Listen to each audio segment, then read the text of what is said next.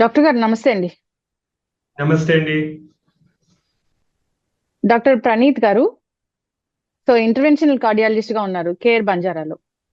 Yes madam. So doctor గారు ఎన్నో ఏళ్ళ ఎక్స్పీరియన్స్ మీది, ఎన్నో కేసులు చూసుంటారు. అయితే జనరల్ అవునండి. గా నేను డాక్టర్ని ఇంటర్వ్యూ చేసినప్పుడు కూడా చెప్తారు ఏంటంటే విమెన్ లో ఎక్కువగా ఉండదు కార్డియాక్ ఇష్యూస్ అనేవి, సో మెన్ లోనే ఎక్కువగా ఉంటాయని. అయితే మన ప్రముఖ టాలీవుడ్ నటులు డాక్టర్ రాజేంద్ర ప్రసాద్ గారి కూతురు 38 ఏళ్లకే కార్డియాక్ అరెస్ట్ తోని మృతి చెందడం జరిగింది. అంటే ఉమెన్ లో కార్డియాక్ ఇష్యూస్ అనేవి ఎందుకు వస్తాయి ఇంత చిన్న వయసులో? సో రావడమే అది కార్డియాక్ అరెస్ట్ అంట, చనిపోవడం కూడా జరిగింది. ఏంటి డాక్టర్ గారు ఇది? అది మీరన్న మాట వాస్తవం అండి. ఇది ఒక బాధాకరమైన సిచ్యువేషనే. చిన్న వయసులో ఆయన కూతురు చనిపోవడం అనేది బాధాకరమైన విషయమే. మీరు అన్నట్టు మగవాళ్ళతో మనం పోల్చి చూసుకుంటే ఆడవాళ్ళలో హార్ట్ అటాక్స్ రావడం అనేది సాధారణంగా తక్కువగానే చూస్తుంటాం. తక్కువగా చూస్తున్నంత మాత్రాన ఆడవాళ్ళలో హార్ట్ అటాక్ రాదు అని చెప్పడానికి లేదు. సో ఆడవాళ్ళలో కూడా హార్ట్ అటాక్ వచ్చే అవకాశం ఉంటుంది. చిన్న వయసులో సాధారణంగా రాకూడదు. చిన్న వయసులో హార్ట్ అటాక్స్ వస్తున్నాయంటే ప్రత్యేకించి వేరే ఏదైనా ఆ వ్యక్తిలో రిస్క్ ఫ్యాక్టర్స్ ఉండే అవకాశం ఉంది.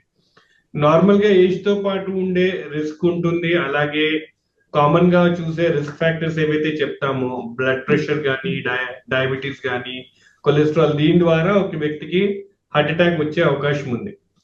ఆడవాళ్ళలో హార్ట్ అటాక్స్ రావడము, వాటిని గుర్తించడము, అలాగే దాంతో అయ్యే ప్రాబ్లమ్స్ కొంచెం మగవాళ్ళతో పోల్చుకుంటే కొంచెం డిఫరెంట్ గా ఉంటాయి. ముఖ్యంగా ఫస్ట్ థింగ్ మనం చూస్తే ఆడవాళ్ళలో హార్ట్ అటాక్స్ అనేవి మిస్ అయ్యే అవకాశాలు ఫస్ట్ గా మనం చూస్తుంటాం. ఏదైతే సాధారణంగా చెప్పే సిమ్టమ్స్ ఏవైతే ఉన్నాయో, చెస్ట్ పెయిన్ కానీ, బ్రీదింగ్ డిఫికల్టీ కానీ, చెమటలు పట్టడం కానీ, ఈ సిమ్టమ్స్ అనేవి ఆడవాళ్ళలో కొంచెం క్లాసికల్ గా ఉండకపోవచ్చు. వీళ్ళలో కొంచెం వేగ్ సిమ్టమ్స్ ఉంటాయి. ఏదో అలసిపోవడం కానివ్వచ్చు, లేదా ఏదో లాగుతుందని కానివ్వచ్చు, అండ్ అదర్ ఇష్యూస్ కూడా ఉండడం వల్ల ముందు ప్రాబ్లమ్ ని ఐడెంటిఫై చేయడంలో కొంచెం డిలే అయ్యే అవకాశం ఉంది. ఏటిపికల్ ప్రెజెంటేషన్స్ అంటాము, వీటి ద్వారా డయాగ్నోస్ చేసే ప్రాబ్లం ఒకటి ఉండొచ్చు. అండ్ ఇన్ జనరల్ గా కూడా కొంతమందిలో నెగ్లెక్ట్ కొంచెం చూస్తూ ఉంటాము. ఆడవాళ్ళు సాధారణంగా ముందుకు రారు ప్రాబ్లమ్స్ ని బయట పెట్టడానికి, లేదా చెప్పినా వాటిని అంత సీరియస్ గా తీసుకోకుండా కొట్టిపడే ద్వారా కూడా కొంచెం డిలే ఇన్ డయాగ్నోసిస్ అయ్యే అవకాశం ఉంది. సెకండ్ థింగ్, ఒకసారి హార్ట్ అటాక్ వచ్చినప్పుడు ఆ మగవాళ్ళలో తో పోల్చుకుంటే ఆడవాళ్ళలో సీరియస్ అయ్యే అవకాశాలు కూడా ఎక్కువ ఉన్నాయి. అంటే కాంప్లికేట్ అవడం కానివ్వండి, అలాగే చనిపోయే ప్రమాదం కూడా మగవాళ్ళతో పోల్చుకుంటే ఆడవాళ్ళలో కొంచెం ఎక్కువగా రిస్క్ ఉంది. సో అందుకే ఆడవాళ్ళలో హై ఇండెక్స్ ఆఫ్ సస్పిషన్ పెట్టమని చెప్తాము, అండ్ వాళ్ళలో ఈక్వల్లీ అగ్రెసివ్ గా ట్రీట్ చేయమని కూడా మనం ఫాలో అవుతూ ఉంటాం. మీరు అడిగిన క్వశ్చన్ లో ఇప్పుడు ఆడవాళ్ళలో హార్ట్ అటాక్ ఎందుకు వచ్చింది, వాళ్ళకి సాధారణంగా రాకూడదు కదా, బట్ అయినా కానీ హార్ట్ అటాక్ వస్తుంది అంటే వాళ్ళలో కొన్ని అడిషనల్ రిస్క్ ఫ్యాక్టర్స్ ఉండొచ్చు. దానివల్ల హార్ట్ అటాక్ ఇంక్రీజ్ అయ్యే అవకాశం ఉంది. ఆడవాళ్ళలో ప్రత్యేకించి ఉండే కామన్ థింగ్, మనం మగవాళ్ళతో డిఫరెంట్ గా చూస్తే వీళ్ళలో ఉండే hormone related issues. So normal గా ఈ ఎస్ట్రోజన్, ప్రొజెస్ట్రోన్ అనే హార్మోన్స్ ఏవైతే ఆడవాళ్ళలో ఉంటాయో, ఇవి మెన్స్ట్రల్ సైకిల్స్ ని రెగ్యులర్ గా ఉండడానికి, చైల్డ్ బర్త్ లో అలాగే హెల్ప్ చేయడానికి అవుతుంది. ఈ హార్మోన్ బ్యాలెన్స్ అనేది చాలా డెలికేట్ గా ఉంటుంది. ఈ బ్యాలెన్స్ కొంచెము ఏదైనా గడబడైతే ఈక్వల్లీ హార్ట్ అటాక్ కానీ, బీపీ కానీ వచ్చే ప్రమాదం పెరుగుతుంది. సో ఏదైతే విమెన్ కి ఈ హార్మోన్ బ్యాలెన్స్ ప్రాబ్లం ఉంటుందో, లైక్ కామన్ గా చూసే problem polycystic ovarian disease, PCOD అంటారు, లేదా ఇంకేదైనా ఓవరీ రిలేటెడ్ ప్రాబ్లం ఉన్నా, మెన్స్ట్రల్ ఇర్రెగ్యులారిటీస్ ఉన్నప్పుడు వీళ్ళలో ఈ హార్మోన్ ఇంబ్యాలెన్స్ రావడం బట్టి వీళ్ళకి ఇలాగే హార్ట్ అటాక్, స్ట్రోక్ వచ్చే రిస్క్ పెరుగుతుంది. అలాగే ఒబేసిటీ, వెయిట్ గెయిన్ ఎక్కువ అయినప్పుడు కూడా ఈ హార్మోన్ ఇంబ్యాలెన్స్ యాడ్ అయ్యి దాంతో కూడా ఈ హార్ట్ అటాక్, స్ట్రోక్ వచ్చే ప్రమాదం పెరుగుతుంది.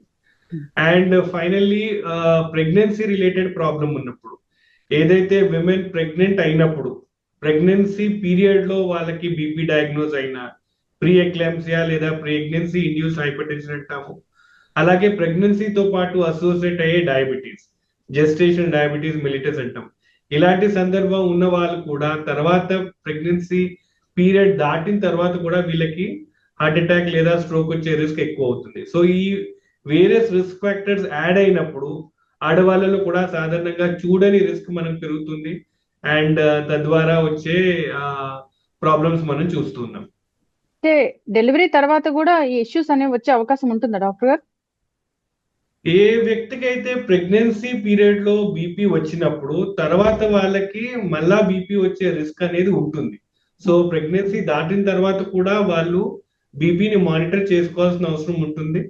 అన్ఫార్చునేట్లీ అది చెక్ చేయనప్పుడు బీపీ అలాగే ఉండి అది కంటిన్యూస్ గా దాని ప్రభావం కనిపించి ఇలా హార్ట్ అటాక్ కానీ స్ట్రోక్ లాగా అది బయటకు వచ్చే అవకాశం ఉంది.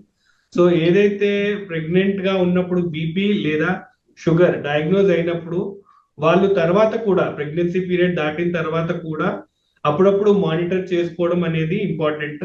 అండ్ ఒకవేళ వాళ్ళకి ఆ బీపీ కానీ షుగర్ కానీ తెలిస్తే వాటిని కంట్రోల్ చేయడం ద్వారా ఇలాంటి కెటాస్ట్రోఫీ అవ్వకుండా మనం ప్రివెంట్ చేసే అవకాశం ఉంటుంది. ఎస్. అయితే డాక్టర్ గారు ఇక్కడ చూస్తే 38 ఇయర్స్ ఏనండి, చాలా చిన్న వయసు, అదే బాధాకరంగా ఉంది. అవునండి, అవునండి. ఎస్. సో 38 ఇయర్స్ కి కోమార్బిడిటీస్ ఉండే అవకాశం ఉంటుందా డాక్టర్ గారు? జనరల్ గా చూస్తూ ఉంటారు, మీ దగ్గరికి ఎంతో మంది పేషెంట్స్ వస్తూ ఉంటారు కదా. అవునండి. సో కారోనరీ ఆర్టరీ డిసీజ్ అన్నప్పుడు ఈ హార్ట్ అటాక్ ఏదైతే వస్తుందో గుండెకు అందించిన రక్తనాళాల్లో ఉండే ప్రాబ్లం, వీటిని మనం కారోనరీ ఆర్టరీ డిసీజ్ అంటాం. ఈ కారోనరీ ఆర్టరీ డిసీజ్ లో కూడా కామన్ గా చూసే ప్రాబ్లం కొలెస్ట్రాల్ అనేది డిపాజిట్ అయ్యి బ్లాకేజెస్ వచ్చి దాని ద్వారా వచ్చే హార్ట్ అటాక్. ఇది సాధారణంగా ఏజ్ తో పాటు చూస్తాము. ఆడవాళ్ళలో ఆర్ పర్టికులర్లీ యంగర్ పాపులేషన్ లో వేరే రకంగా కూడా రక్త సరఫరాలో ప్రాబ్లం ఉండే అవకాశం ఉంది. వీటిల్లో కొన్ని పారామీటర్స్ చూస్తే ఒకటి వాసోస్పాస్టిక్ యాంజైనా అంటాం, అంటే బ్లడ్ వెజల్స్ గట్టిపడిపోయినాయి ఆర్ కాంట్రాక్ట్ అయిపోయినాయి. కాంట్రాక్ట్ అయిపోవడం వల్ల కూడా బ్లడ్ సర్క్యులేషన్ కాసేపు అవ్వలేదు అండ్ దాని ద్వారా హార్ట్ అటాక్ వచ్చింది. రెండోది కారోనరీ ఆర్టరీ డైసెక్షన్ అంటాము, బ్లడ్ వెజల్స్ లోనే చీలికిపోవడం వల్ల కూడా బ్లడ్ సర్క్యులేషన్ సరిగ్గా అవ్వలేదు, దాని ద్వారా కూడా కొంచెం ఇబ్బంది ఉండే ఉంటుంది. అలాగే మైక్రోవాస్కులర్ యాంజైనా అంటాము, పెద్ద బ్లడ్ వెజల్స్ కాకుండా చిన్న చిన్న బ్లడ్ వెజల్స్ లో కూడా ప్రాబ్లం రావడం ద్వారా కూడా దాని ద్వారా కూడా హార్ట్ అటాక్స్ లాగా వచ్చే అవకాశం ఉంది. సో ఒక వ్యక్తికి కారోనరీ ఆర్టరీ డిసీజ్ రావడంలో మేజర్ గా చూసేది మనము కొలెస్ట్రాల్ రిలేటెడ్ ఇష్యూ అయినప్పటికీ ఈ చిన్న వాళ్ళల్లో అదర్ రీజన్స్ ద్వారా కూడా హార్ట్ అటాక్ వచ్చి ఆ అవుట్కమ్ ఆర్ దాంతో ఉండే నష్టపరిహారం ఏదైతే ఉందో అదంతే ఇబ్బంది పెడుతుంది. లైక్ దాంతో ప్రాణాపాయ ప్రమాదం కావచ్చు, అలాగే హార్ట్ ఫెయిల్యూర్ కానీ వేరే ప్రాబ్లం కూడా ఉండే అవకాశం ఉంది. హార్ట్ అటాక్ వచ్చిన తర్వాత కార్డియాక్ అరెస్ట్ అవుతుందా, లేదంటే డైరెక్ట్ కార్డియాక్ అరెస్ట్ అవుతుందా అండి? సాధారణంగా హార్ట్ కి ఏదో రూపంలో దెబ్బ తగిలినప్పుడు కార్డియాక్ అరెస్ట్ అవుతుంది. ఆ కార్డియాక్ అరెస్ట్ రావడానికి దెబ్బ ఏదైతే తగిలిందో దానికి most common reason heart attack. Heart attack కాకుండా కూడా గుండెకి దెబ్బ తగిలి దాని ద్వారా కూడా హార్ట్ అటాక్ అవ్వచ్చు. But 90% of the time most common reason ఒక వ్యక్తి కార్డియాక్ అరెస్ట్ అవ్వడానికి హార్ట్ అటాక్ రీజన్ అండి. ఎస్.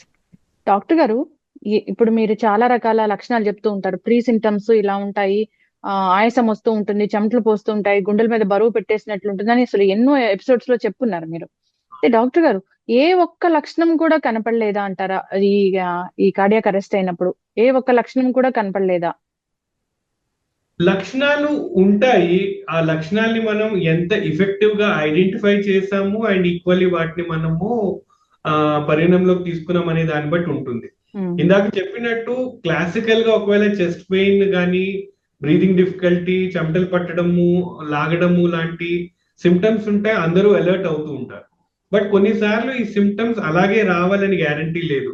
కొన్నిసార్లు వేగ్గానే ఉండొచ్చు, నాకేదో ఒంట్లో బాగాలేదు, లేదా కొంచెం వామిటింగ్ సెన్సేషన్ లా ఉంది, లేదా కొంచెం అనీజీగా ఉంది, తినాలనిపించట్లేదు, ఇలాంటి వేగ్ సిమ్టమ్స్ లా కూడా ఒక్కోసారి రావచ్చు.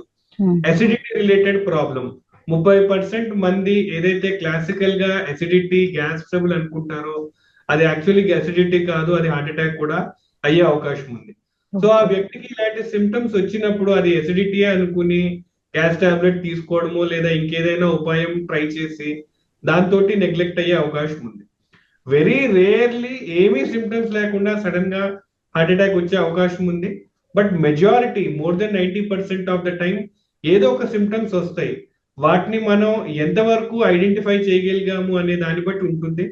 కొన్నిసార్లు ఇవి వేగ్గా రావడం ద్వారా మిస్ అయ్యే అవకాశం ద్వారా అన్నెసరీ డిలే ఇన్ ట్రీట్మెంట్స్ కూడా అయ్యే అవకాశం. ఎస్. కొంచెం డిస్కంఫర్ట్ గా అనిపించినా కానీ హాస్పిటల్కి వెళ్ళడం అయితే మంచిది.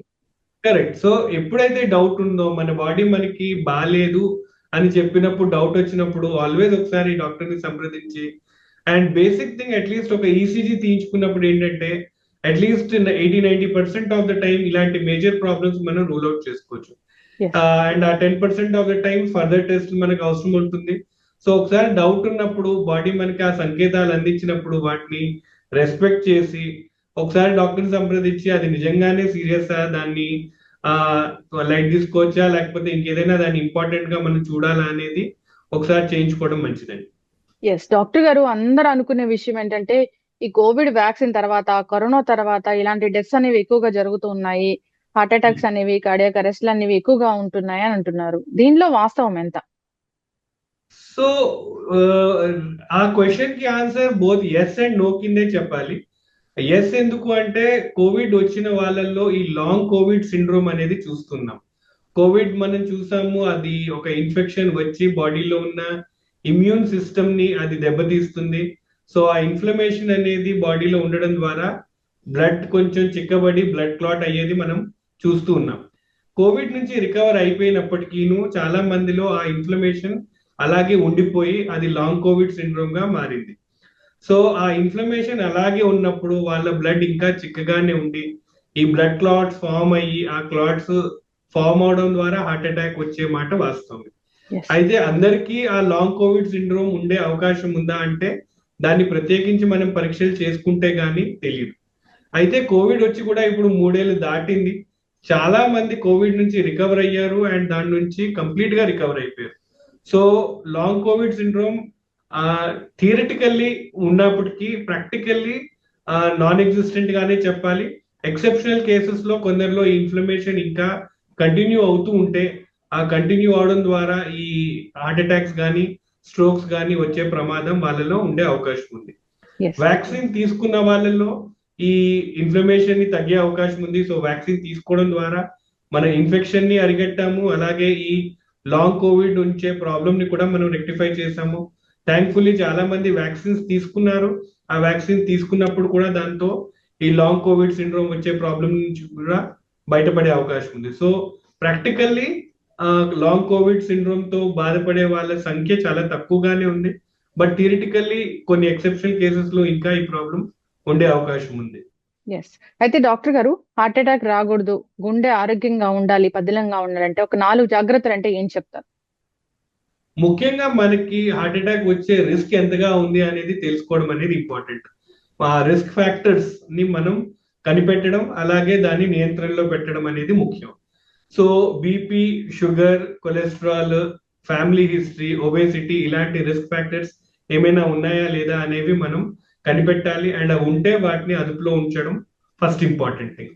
ఆడవాళ్ళలో ముఖ్యంగా అదర్ రిస్క్ ఫ్యాక్టర్స్ ని మనం చూస్తాం. లైక్ ఈ ప్రెగ్నెన్సీ రిలేటెడ్ హైపర్ టెన్షన్, ప్రెగ్నెన్సీతో ఉండే డయాబెటీస్, అలాగే పాలిసిస్టిక్ ఓవేరియన్ డిజీజ్ అలాంటి ప్రాబ్లమ్స్ ఏమైనా ఉంటే వాళ్ళలో కూడా ఈ రిస్క్ అనేది పెరిగే అవకాశం ఉంటుంది. క్రానిక్ ఇన్ఫ్లమేటరీ కండిషన్స్ లైక్ ఎవరికైతే ఆర్థరైటిస్ ప్రాబ్లం ఉంటుందో, రొమటాయిడ్ ఆర్థరైటిస్, ఎస్ఎల్ఈ లేదా ఏమైనా జాయింట్ పెయిన్స్ ఇలాంటి వాళ్ళలో కూడా రిస్క్ అనేది పెరుగుతుంటుంది. Psoriasis, HIV infection, hepatitis B ఇలా క్రానిక్ ఇన్ఫెక్షన్స్ ఉన్న వాళ్ళలో కూడా ఇన్ఫ్లమేషన్ ద్వారా ఈ హార్ట్ అటాక్ వచ్చే రిస్క్ ఉంటుంది. సో రిస్క్ ఫ్యాక్టర్స్ ని ఐడెంటిఫై చేయాల్సిన అవసరం అండ్ వాటిని నియంత్రణలో పెట్టాల్సింది ఫస్ట్ ఇంపార్టెంట్.